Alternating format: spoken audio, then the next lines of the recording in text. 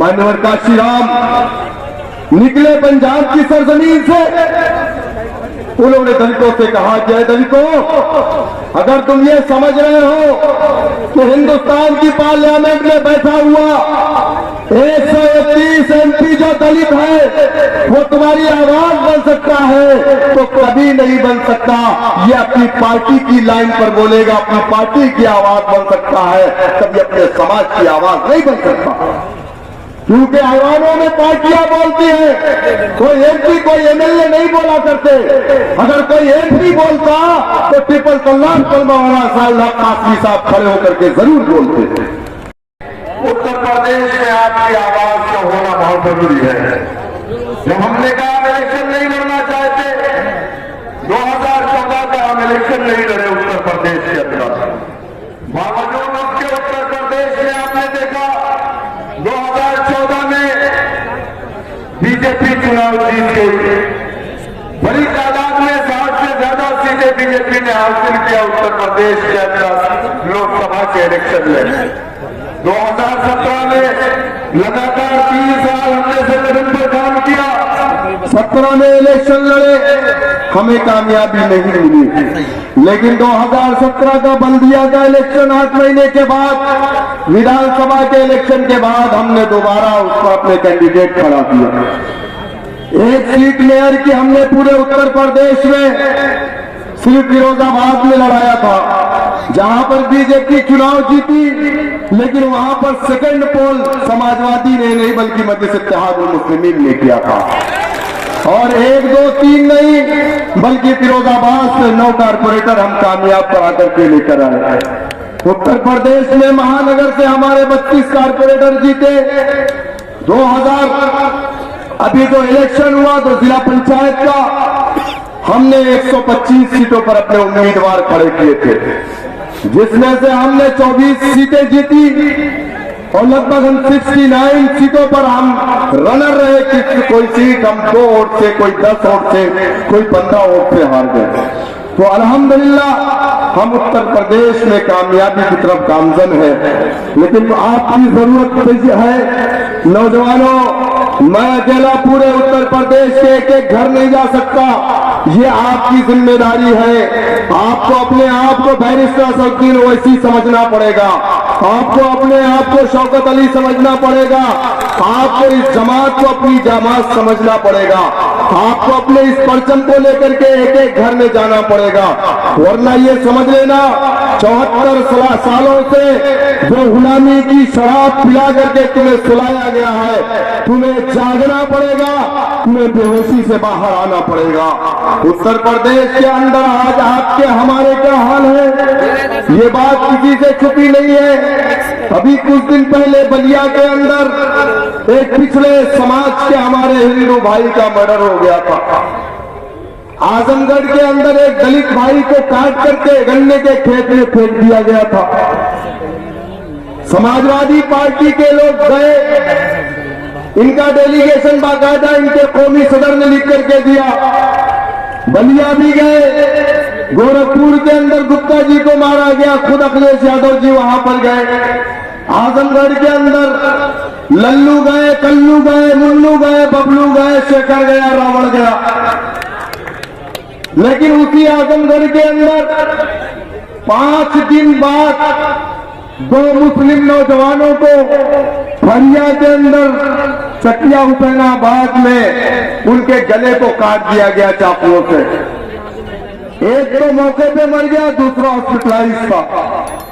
लेकिन न मुन्नू गया, न लल्लू गया, न पप्पू गया, न शेखर गया, न रावण गया।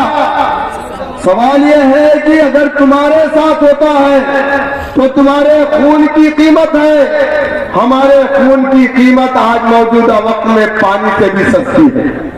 मुसलमानों कभी आपने सोचा इस चीज को? अभी अल्ताफ को कासगंज के अंदर मार दिया गया, पुलिस कस्टडी में मार दिया गया। लेकिन आप मुझे बताइए कि अखिलेश यादव गए, प्रियंका गांधी अभी आगरा के अंदर गई थी, रातों रात गई, चार्टर्ड प्लेन से दिल्ली से लखनऊ लैंड करके वहां से बाई रोड। सवाल यह है मुसलमानों, आपकी आवाज कौन है?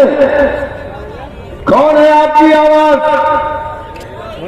आपकी आवाज अगर हिंदुस्तान में बेजबानों की जबान, मजलूमों की आवाज, वंचित शोषितों की आवाज अगर कोई है तो वो समाजवादी पार्टी के कायदीन नहीं है, वो बहुजन समाज या कांग्रेस बीजेपी में रहने वाला मुसलमान नहीं है, बल्कि वो एक लीडर है जो सरजमीन दक्कन से आता है। उस लीडर का नाम बैरिस्टर असदुद्दीन ओवैसी साहब। 2013 में मुजफ्फरनगर का दंगा हुआ, समाजवादी पार्टी की हुकूमत थी। आप मुझे बताइए कि मुजफ्फरनगर समाजवादी पार्टी के अलीगढ़ के नेताओं से पूछिएगा, उन चपरासियों से पूछिएगा कि मुजफ्फरनगर तुम्हारा एमएलए, तुम्हारा मिनिस्टर क्यों नहीं गया? सारे के सारे मुलायम सिंह यादव ने कहा कि साहब चलो सहबई में वहां चल करके नंगा डांस देखेंगे। 2012 से 17 तक समाजवादी की हुकूमत में खालिद मुजाहिद को मार दिया गया पुलिस कस्टडी के अंदर। हकीम तारिक कासमी, खालिद मुजाहिद को उठाया गया, आजमगढ़ से बाराबंकी बताया गया, RDF के 47 बता करके जेल में डाला गया। बहुजन समाज पार्टी की हुकूमत थी, लोगों का दबाव पड़ा, प्रेशर पड़ा, तो निमेश कमीशन का गठन हुआ।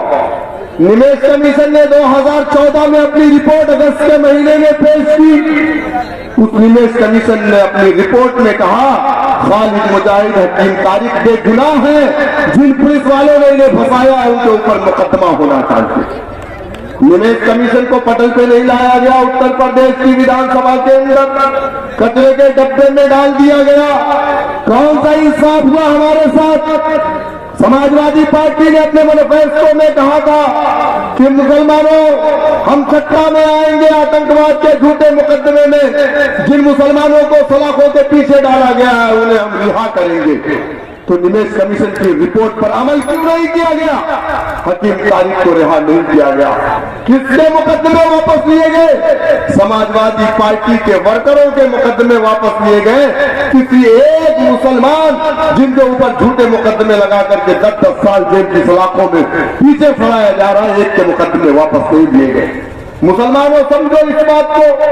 अगर आप इस बात को समझ रहे हैं कि आप समाजवादी पार्टी से किसी मुसलमान एमएलए को जिता करके भेज देंगे तो उससे आपके मुस्तकबिल बेहतर हो जाएगा, कभी नहीं हो सकता।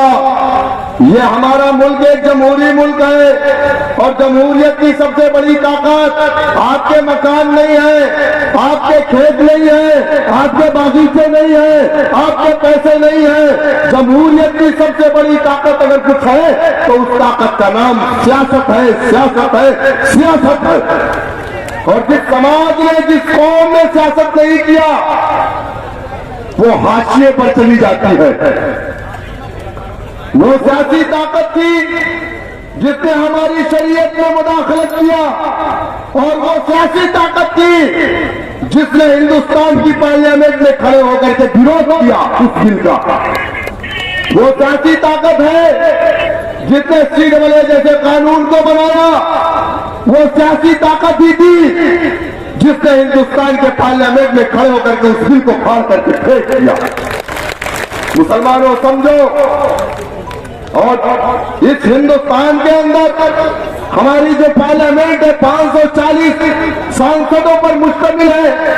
131 मेंबर ऑफ पार्लियामेंट हमेशा SC ST का होता है, रिजर्व है वो सीटें, लेकिन बावजूद उसके आजाद भारत में दलितों के साथ जुल्म हुआ, अत्याचार हुआ, अन्याय हुआ, उनके साथ नाइंसाफी हुई, उनकी बहन बेटियों की इज्जतें लूटी गई। कभी शिकायत लेकर के अगर वो प्रधान के पास या मुखिया के पास गया तो उन्हें जूते मारे गए और कहा गया तू दलित है, तेरा काम यही है, तेरी जिंदगी का मुकद्दर है, तू सुबह उठेगा अपने घरों की गंदगी नहीं बल्कि मेरे घरों की गंदगी साफ करेगा। तेरी बहन बेटियों का यही काम है कि हम बलात्कार करते रहेंगे, तेरी हिम्मत नहीं है कि तू शिकायत कर सकेगा। लेकिन दलितों को इंसाफ कब मिला? 131 MP हिंदुस्तान की पार्लियामेंट में जो बैठा था वो गूंगा था, अपने कौम पर हो रहे जुल्म और अत्याचार पर वो मुंह नहीं खोल सकता था।